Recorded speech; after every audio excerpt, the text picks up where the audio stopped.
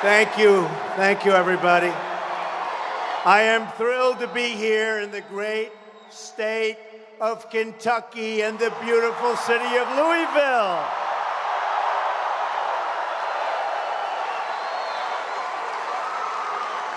And this place is packed. There are a lot of people outside aren't getting in, but that's all right. We love them too, right? We love them too. We're in the heartland of America, and there is no place I would rather be than here with you tonight.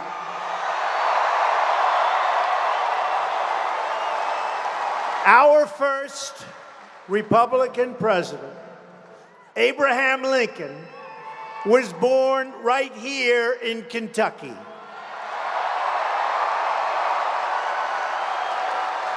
That's not bad.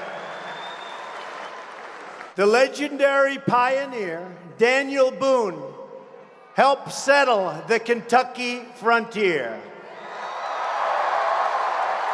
And the great 19th century American statesman, Henry Clay, represented Kentucky in the United States Congress.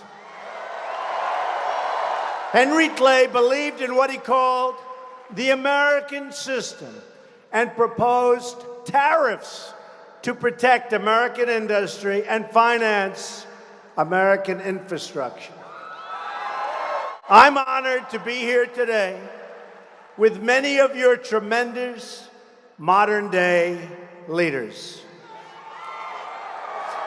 We're joined tonight, and I want you to give him a nice hand, because he's on our side.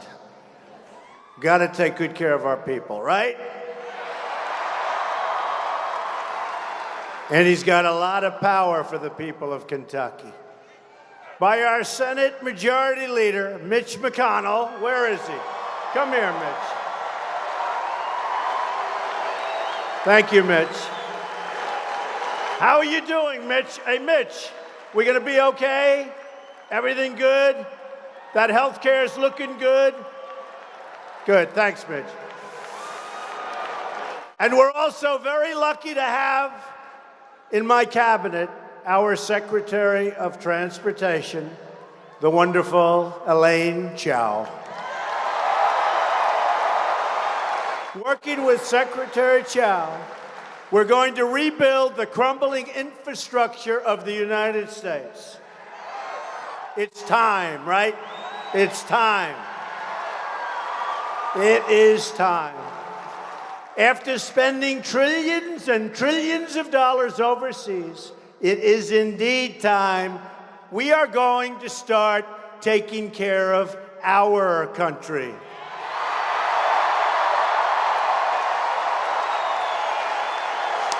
Also with us this evening is your great governor, Matt Bevin. Where's Matt? Matt. Thanks, Matt. Congressman Andy Barr and Congressman Jamie Comer. The state motto of Kentucky is united we stand, divided we fall. We are united.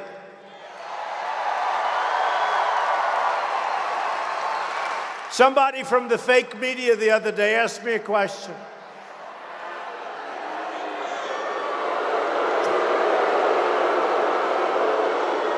They said, how are the Republicans going to finally get together? I said, wait a minute. We won the presidency. We won the House. We won the Senate. I mean, right? Actually, he was a nice guy that asked the question. But I was sort of thinking that was an interesting question because we've just about never been on a streak like this. I think 1928, a long time ago. And we're going to get a lot of things done. And then we're going to get to truly one of my favorite things. It's called reducing taxes. Standing together as Americans, we are going to deliver amazing things for the citizens of Kentucky and the United States. Most importantly, we are going to take power back from the political class in Washington and return that power to you, the American people. It's happening. It's happening. It's happening. It started on November 8th. Remember that beautiful, beautiful day? That beautiful day. I'm going to give it back. That was a beautiful day. They weren't giving us a lot of chance, were they? Remember, there is no path to 270. Well,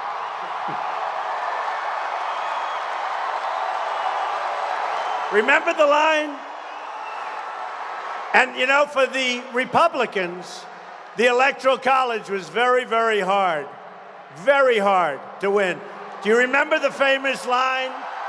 There is no path to 270. Well, there was a path to 306, but maybe not to 270. But we have a lot of work to do. The fact is, we inherited a mess. It's a mess. I met with the Prime Minister today of Iraq. I met with others, the Middle East, North Korea.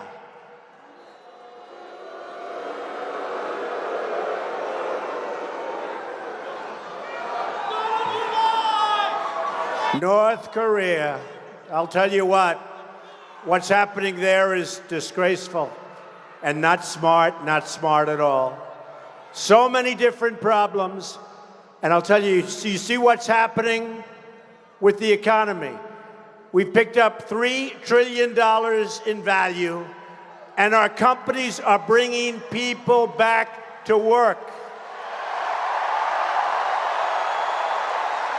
We have to take on every special interest that has profited from and I don't mean like a little bit, I mean really terrible trade deals, horrible trade deals. Last year, our country lost almost $800 billion in trade.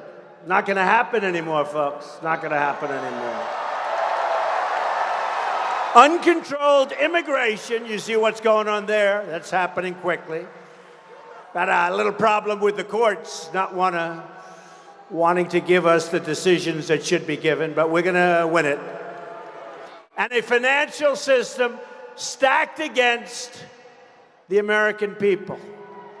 These entrenched interests will do anything they can to keep the broken system in place, but they will fail, and we will win because we are fighting on the side of our great American heritage.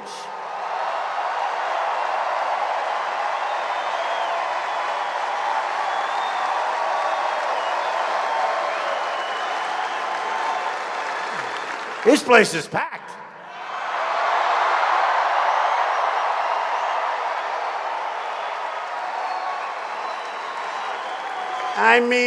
I don't want to say this. We could have been watching a good basketball game tonight, right? What happened? What happened? That's all right. You've done a good job, right? You've done a good job. Great team, great coach. It's all right. We are going to drain the swamp of government corruption in Washington, D.C. And we are going to keep our promises, all of the promises that we made. We are going to massively reduce your taxes. We are going to reduce very substantially rising crime and support the incredible men and women of law enforcement. We're going to bring accountability to the VA and take great care, finally, of our great veterans.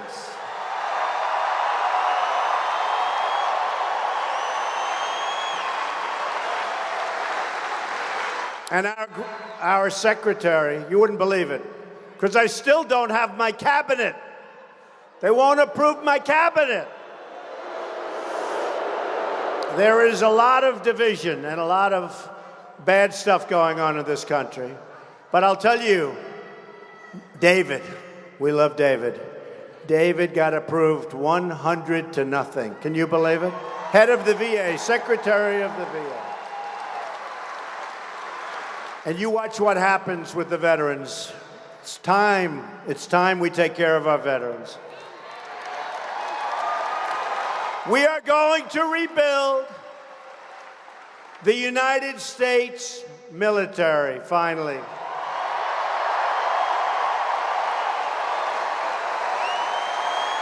I proposed a budget that calls for one of the largest increases in defense spending history, and we need it.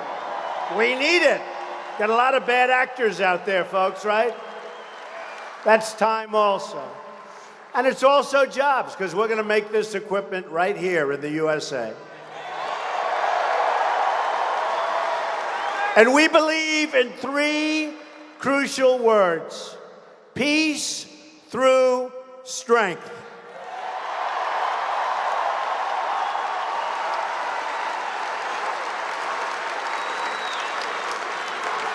Here's our great Lieutenant Governor, by the way, please. Thank you, darling. Thank you. But we will spend our money wisely with just one negotiation on one set of airplanes. I saved the taxpayers of our country over $700 million. And that's just one of many. One of many. We've also kept our promise to appoint a Supreme Court justice who will uphold and defend the Constitution of the United States.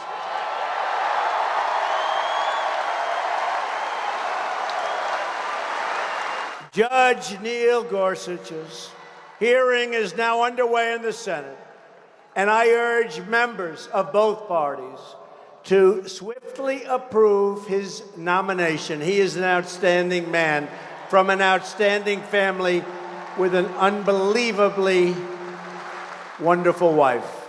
They should approve. There's another promise that is deeply important to me, and I know it is deeply important to you. We are going to put our coal miners back to work.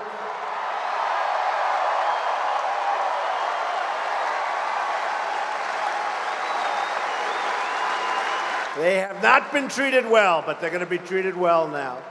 Clean coal, right? Clean coal. I have already eliminated a devastating anti-coal regulation, and that is just the beginning. You saw that. We got a lot of thank yous from a lot of great people that work very hard and want to keep working. A lot of people are going to be put back to work. A lot of coal miners are going back to work. As we speak, we are preparing new executive actions to save our coal industry and to save our wonderful coal miners from continuing to be put out of work. The miners are coming back. Our new EPA administrator, Scott Pruitt, a Kentucky native, will turn the EPA, environmental, will turn the EPA from a job killer into a job creator. You watch.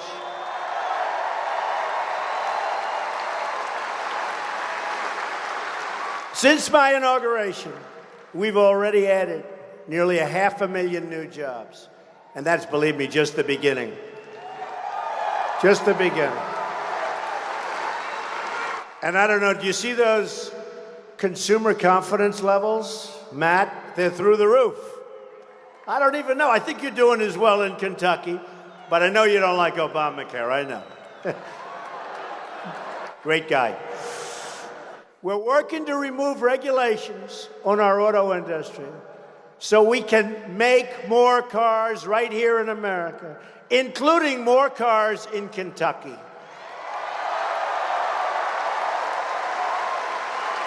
We've wiped out many, many unnecessary regulations, and that's just the beginning. It's continuing on a weekly basis. We're getting rid of unnecessary regulations. We're going to be good for business, and we're going to be good for the workers of America. We've also cleared the way for the Keystone and the Dakota Access Pipeline.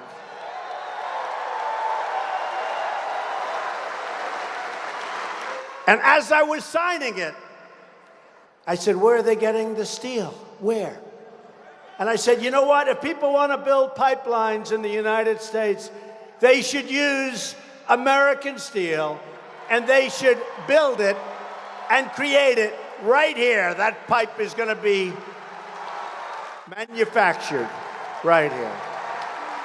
That was like a last minute. I'm saying, where are they buying this stuff? Like Henry Clay, we want to put our own people to work. We believe in two simple rules: buy American and hire American. So as you folks all know, Henry Clay was the legendary Kentucky politician who became the 8th Speaker of the House in 1811. You know, they compared my campaign to Jackson, President Jackson, right? Of 1828. I said, can you imagine having to go back that far? And they said this was even more severe. But we did a good job. Did we do a great job together?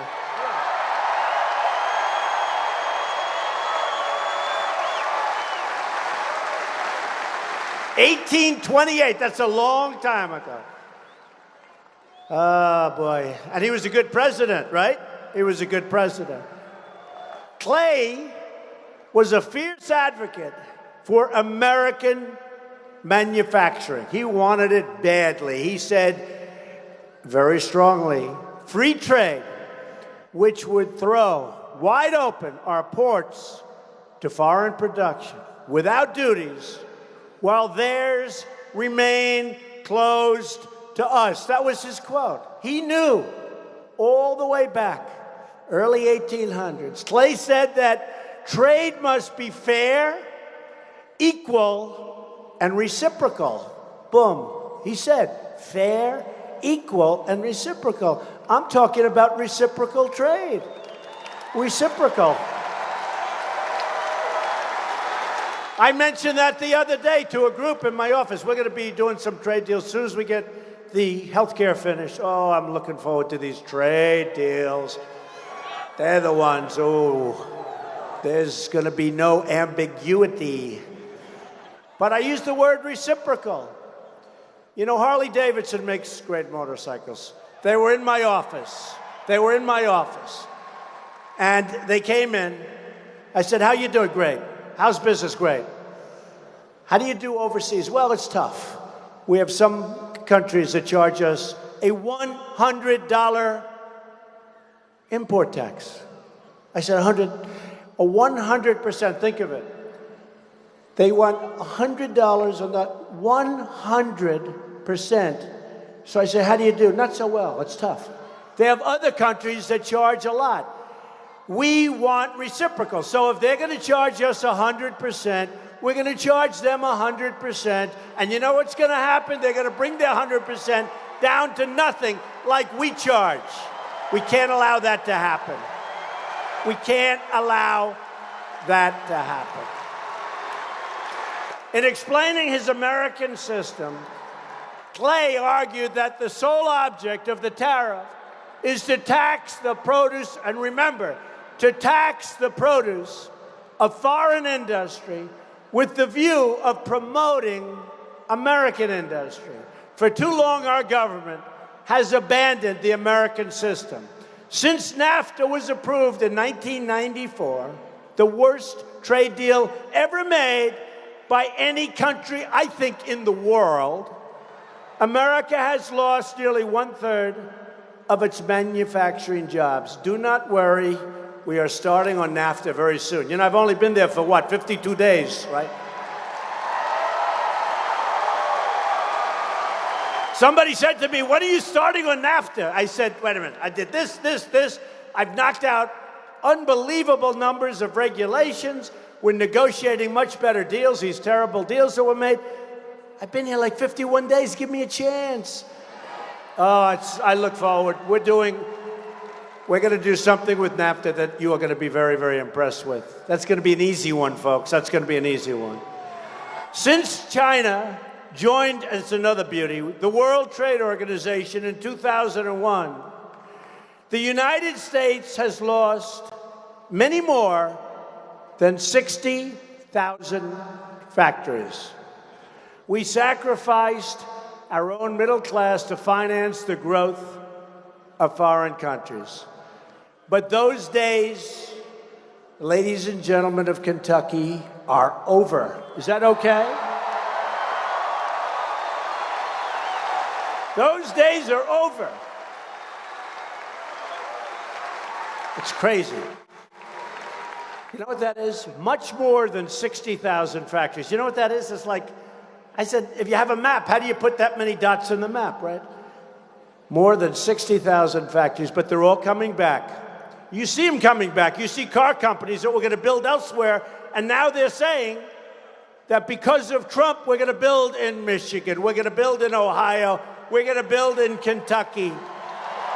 They're saying it loud and clear.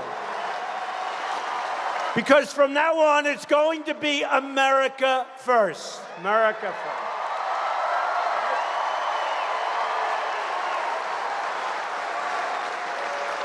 We will be, I promise you, a rich nation once again.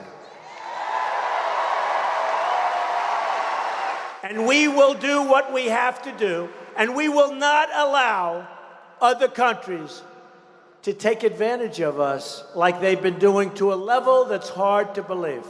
Hard to believe. Not going to happen. Not going to happen anymore, Kentucky. Remember that, okay? You just worry about your basketball team. I'll take care of the rest.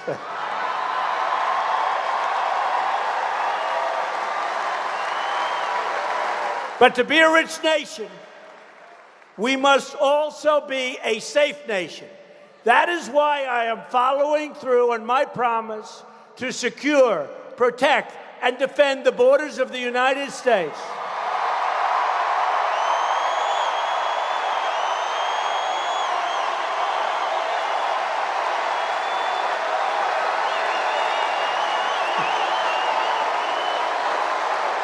We will build, that's right, a great, great border wall.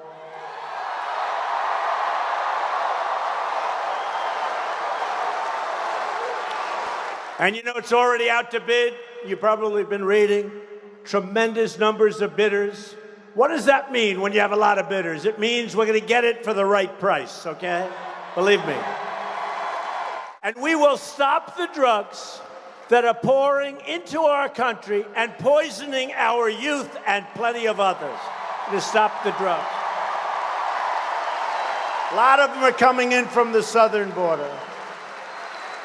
Since the day of my election, we've already cut illegal immigration at the southern border by 61%. Think of that. 61% that we haven't started. And the courts are not making it easy, folks. They're not making it easy. Terrible. 61%. During the campaign, as I've traveled all across this great country, I met with many American families whose loved ones, sons and daughters, husbands and wives, were viciously killed by illegal immigrants. Incredible. Incredible. These amazing American lives were stolen because our government refused to enforce our already existing laws. These American victims and their families were ignored by the media. The media doesn't want to talk about it. They don't want to talk about it. They were ignored by the consultants. They were ignored by Washington. But these Americans were not ignored by me. They were not ignored by you. You showed that on November 8th. They were not ignored by you, and they will never be ignored by any of us. As we speak tonight, we are finding the drug dealers, robbers, thieves, gang members, predators, killers, and criminals of all types preying on our citizens. You've been seeing it, you've been reading about it, and you've been seeing it. One by one, they are being tracked down and thrown the hell out of our country, and we will not let them back in.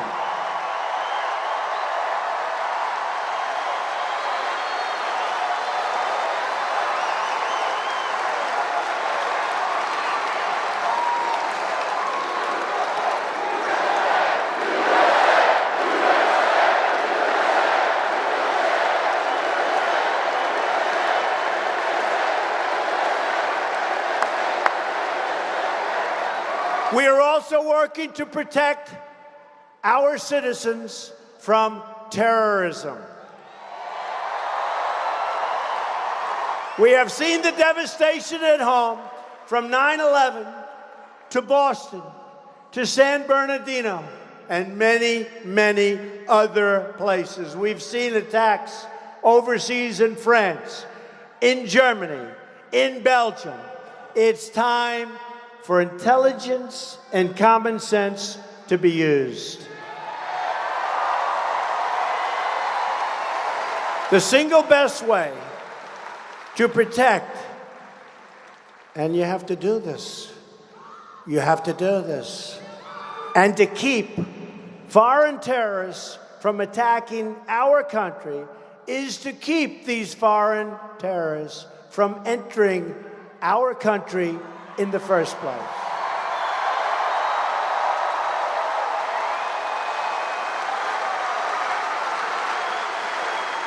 And we will stop radical Islamic terrorism. We will stop it. Not going to let it happen. Not here. Not going to let it happen. Finally, we want a very big tax cut, but cannot do that until we keep our promise to repeal and replace the disaster known as Obamacare. And we're going to be working very closely with our leader, Mitch McConnell, to get that job done. Paul Ryan, everybody, they're going to be working very hard. And Congressman Andy Barr and Jamie Comer, I have to thank them for their help and their support as we move toward the crucial House vote on Thursday. The 7th anniversary of Obamacare's very painful passage. This is our long-awaited chance to finally get rid of Obamacare. It's a long-awaited chance. We're going to do it. We're going to do it. What's the alternative? The alternative is what you have. What you have is nothing. The worst. It's the big lie. And remember this, so true. I happen to like a lot Senator Rand Paul. I do. I do. I like him. It's good. He's a good guy. And I look forward to working with him so we can get this bill passed in some form so that we can pass massive tax reform, which we can't do until this happens. So we got to get this done before we can do the other. In other words, we have to know what this is before we can do the big tax cuts. We got to get it done for a lot of reasons, but that's one of them.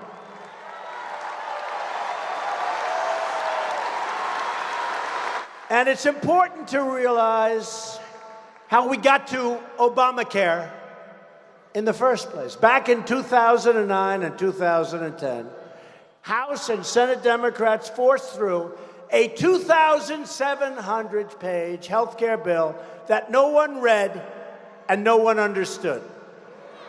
By the way, today it's thousands of pages more. It's not even understandable.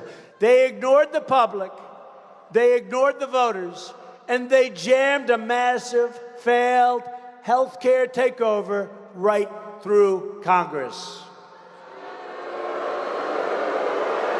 And this is what we have. It's time for Democrat leaders in Washington to take responsibility for the disaster they and they alone created. Remember when President Obama said, if you like your plan, you can keep your plan. If you like your doctor, you can keep your doctor. Nobody brings that stuff up, do they? Do they ever bring it up? Matt, I don't think so, right? They don't bring it up. Notice how they forget all those things? Or when the architect of Obamacare said the law was passed because of the stupidity of the American voter. Or Bill Clinton on the campaign trail. Oh, he must have had a tough night when he went home that night. Called Obamacare the craziest thing in the world, where people wind up with their premiums double and their coverage cut in half. Bill Clinton said that, the craziest thing in the world. Or the Democratic governor of Minnesota, who said the Affordable Care Act is no longer affordable. It's been one broken promise after another. People have been kicked off their plans, and their premiums have increased by double and triple digits. Arizona up 116%. By the way, insurance companies in a great state known as Kentucky, have you ever heard of it? Are in tremendous trouble, will be fleeing, and we're going to save it all. We're going to save it all. Tremendous trouble. It's a disaster. In fact, to counter my speech 2 weeks ago in Congress, I don't know, did anybody see that speech? They used the former governor of Kentucky. And the plan doesn't work in Kentucky. But Matt will save us. Many of our best and brightest are leaving the medical profession entirely because of Obamacare. Obamacare has been a complete and total catastrophe, and it's getting worse and worse by the day. And yet you watch the fake media, the fake news, and they try and build it up. It's a disaster, fellas. It's a disaster.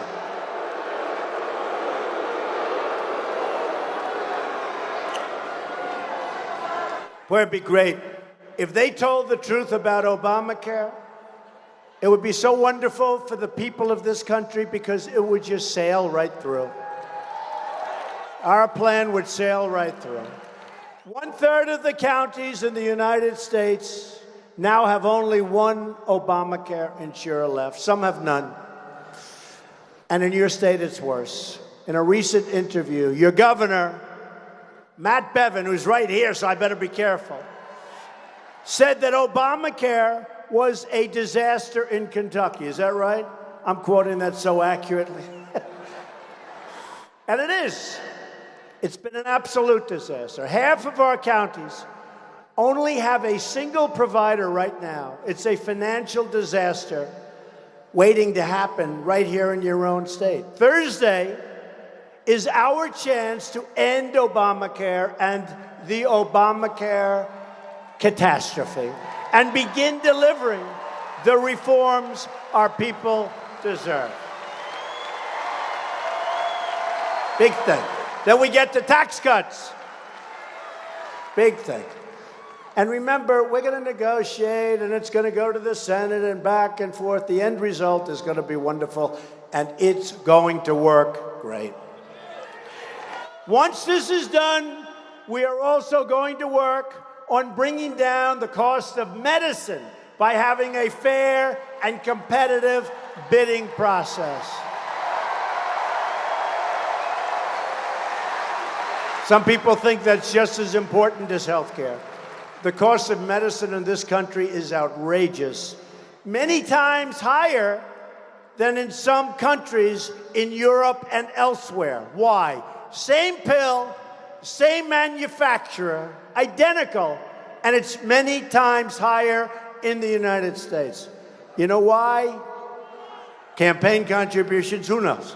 But somebody's getting very rich. We're going to bring it down. We're going to have a great competitive bidding process. Medicine prices will be coming way down, way, way, way down, and that's going to happen fast. And we're just adding that to the bill. I said we got to add that to the bill. We're going to do a bill later. We're trying to add it to this bill, and if we can't, we're going to have it right after. You have some crazy arcane laws, folks, just in case you haven't heard. I am confident that if we empower the American people, we will accomplish incredible things for our country, not just on health care, but all across our government. And by the way, that Second Amendment is very, very safe right now.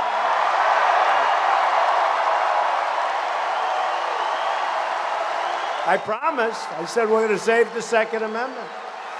I promise you. We are going to save the Second Amendment. It's very, very safe. Would not be in good shape if a certain other person won this election, I can tell you. You'd not be happy. And if they came to make a speech, 250 people would have showed up. A new spirit of optimism is sweeping across our land, and a new national pride is swelling our hearts and stirring our souls. So true. Just imagine what we could accomplish if we stand together as a united American people. Our economy will be unleashed, and millions will be lifted from welfare to work. Gotta work, gotta work. They're gonna love it. They're gonna love it. From welfare to work. Our children will grow up in safe communities, and they will be educated in schools that teach them to love our country and its values.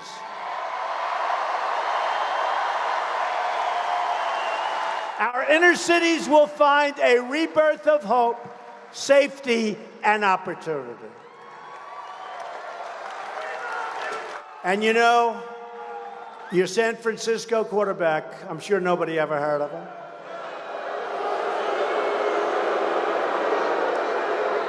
I'm just reporting the news. There was an article today. I love to report the news, and then they said I made a mistake, right? I said, no, the people reporting the news made a mistake if it's wrong. But there was an article today, it was reported, that NFL owners don't want to pick them up because they don't want to get a nasty tweet from Donald Trump. Do you believe that?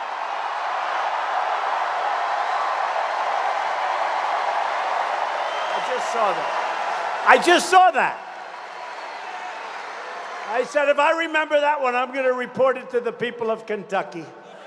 Because they like it when people actually stand for the American flag, right?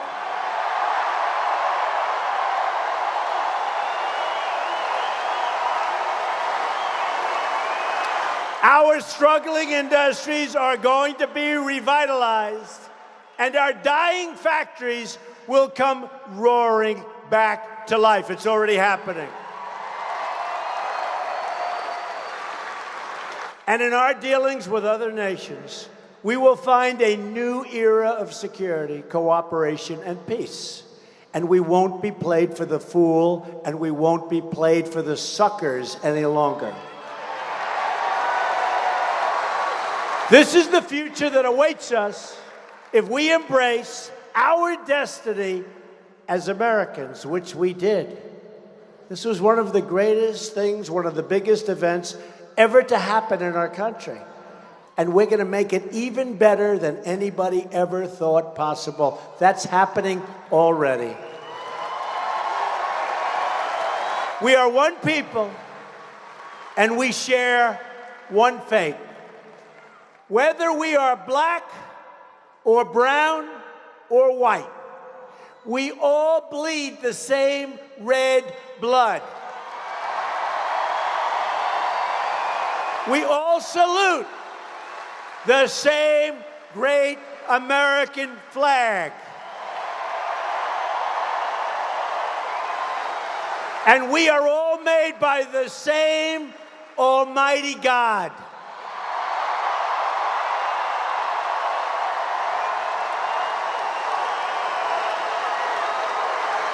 As long as we remember these truths, we will not fail. Nobody can beat us. Nobody. We are Americans, and the future belongs to us. The future belongs to you. This is your moment. This is your time. And this, the United States of America, is your country again.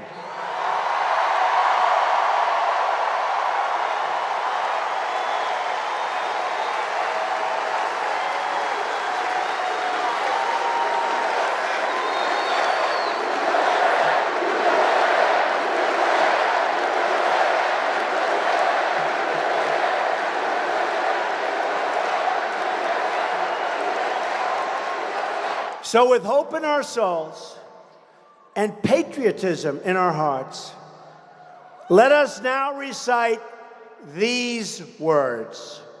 Are you ready? Together, we will make America strong again. We will make America wealthy again. We will make America proud again. We will make America safe again. And we will make America great again. Thank you, Kentucky. God bless you. Thank you.